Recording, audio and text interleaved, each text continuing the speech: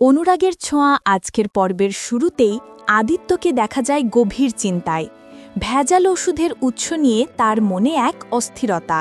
তিনি বুঝতে পারছেন এর পেছনে এক বিশাল গ্যাং কাজ করছে এবং তাদের ধরা জরুরি। ঠিক সেই মুহূর্তে সেখানে প্রবেশ করে সুদীপা। সুদীপা আত্মবিশ্বাসের সাথে জানায় সে প্রমাণ দিতে পারবে।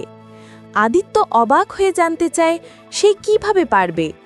সুদীপা তখন একটি পাউচে করে সংগৃহীত ভেজাল ওষুধগুলো বের করে এবং আদিত্যের হাতে দিয়ে বলে, এটা আপনি এক্ষুনি ল্যাব টেস্টের জন্য পাঠান। আমার মনে হয় এখান থেকে কিছু প্রমাণ পাওয়া যাবে। আদিত্য জানতে চাইলে সুদীপা জানায় কলেজ থেকে তাদের হাসপাতালে ভিজিট করাতে নিয়ে গিয়েছিল। সেখানেই সে জানতে পারে এই ওষুধগুলো খেয়ে মানুষ সুস্থ তো হচ্ছেই না, বরং অসুস্থ হয়ে মারাও যাচ্ছে। তাই সে সেখান থেকে এই নমুনা সংগ্রহ করে এনেছে। আদিত্য আর দেরি না করে তরুণবাবুকে দিয়ে ওষুধগুলো ল্যাব টেস্টের জন্য পাঠিয়ে দেন।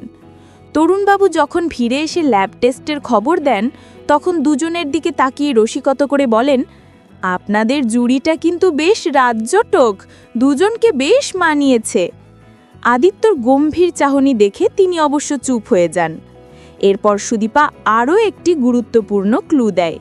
সে জানায় আশেপাশের ওষুধের দোকান থেকেই ওষুধ বিক্রি হচ্ছে, কিন্তু যখন মানুষজন লাইনে দাঁড়াচ্ছে তখন কিছু লোক এসে তাদের 30% থেকে 40% ডিসকাউন্টে ওষুধ দেওয়ার প্রলোভন দেখাচ্ছে।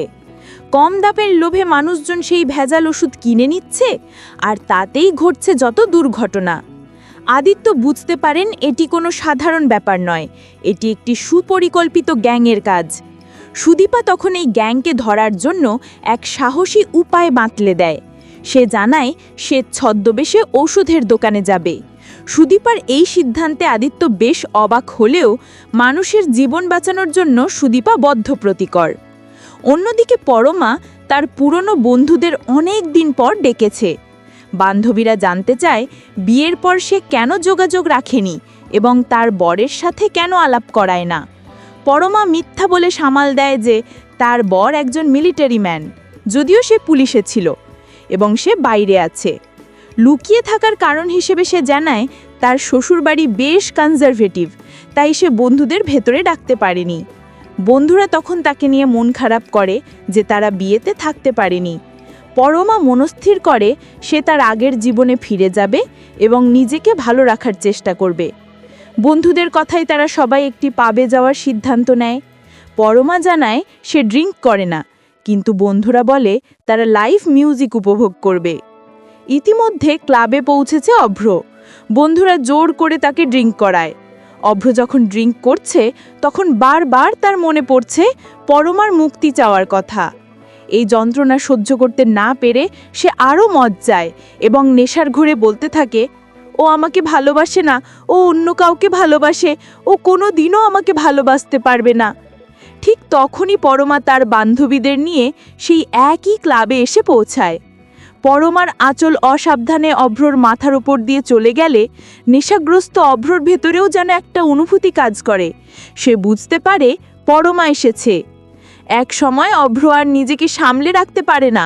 সে সরাসরি মঞ্চে উঠে মাইক হাতে গান গাইতে শুরু করে, হামারি অধুরি কাহানি। গানটি শুনে পরমার হৃদয়েও যেন কেঁপে ওঠে। সে অনুভব করে এই গানটি যেন তার জন্যই। সে এগিয়ে গিয়ে দেখে অভ্র, তার চোখ ভিজে ওঠে। অভ্র পুরোপুরি নিজেকে উজাড় করে শুধুমাত্র পরমাকে ভেবেই গান গেয়ে যাচ্ছে। বন্ধুরা বারবার অভ্রকে থামাতে চাইলেও সে থামে না। এক সময় টলতে টলতে সে এক মহিলার চেয়ার ঘেঁষে পড়ে যায়। এতে সেই মহিলার স্বামী রেগে গিয়ে অভ্রকে মারতে উদ্যত হন এবং অভ্রকে মাতাল মদক্ষর বলে গালি দিতে থাকেন।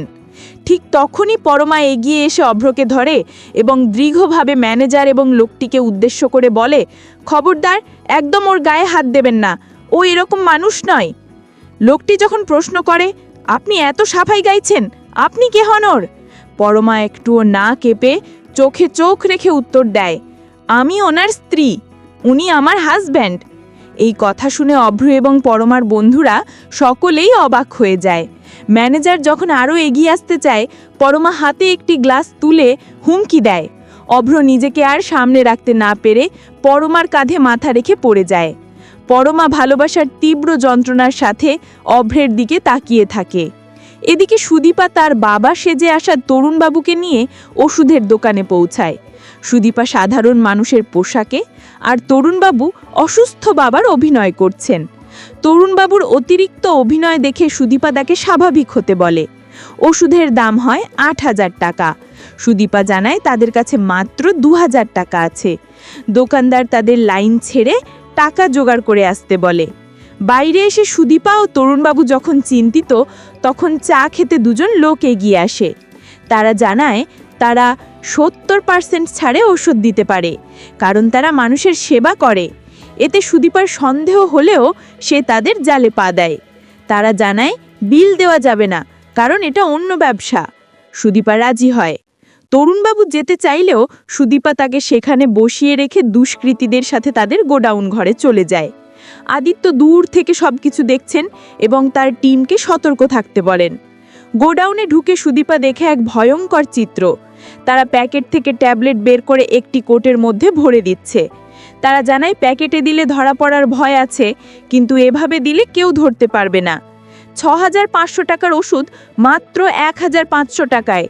সুদীপা অবাক হয়ে তাদের সাথে কথা বলতে গেলে অসাবধানতাবশত তার জামায় লাগানো হিডেন মাইকটি খুলে পড়ে যায়। দুষ্কৃতীরা সাথে সাথেই মাইকটি দেখে ফেলে এবং সন্দেহ করে বলে, এই আপনি কে, ধরো ওকে। সুদীপা তখন চিৎকার করে সবকিছু ছুঁড়ে ফেলে সেখান থেকে পালাতে শুরু করে।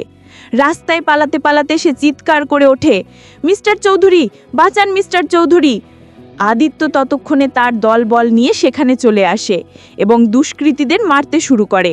কিন্তু মুহূর্তের মধ্যেই পাশ থেকে আসা একটি গাড়িতে দুষ্কৃতীরা সুদীপাকে জোর করে তুলে নিয়ে যায়। আদিত্য সুদীপাকে ধরে নিয়ে যেতে দেখে হতভম্ব হয়ে যান। তার পুরো ফোর্স টিম চলে আসলেও সেই গাড়িটিকে থামাতে পারে না। আদিত্য মরিয়া হয়ে গাড়িটির পিছু ধাওয়া করেন, কিন্তু সুদীপাকে অপহরণ করে নিয়ে যাওয়া হয়। এখানেই শেষ হয়ে যায় আজকের পর্ব। তো বন্ধুরা, এই ছিল আজকের পর্ব। ভালো লেগে থাকলে লাইক কমেন্ট করে জানাতে ভুলো না, আর চ্যানেলটি সাবস্ক্রাইব বা পেজটি ফলো করো নতুন আপডেট পেতে। আগামীকাল দেখা হবে। টাটা।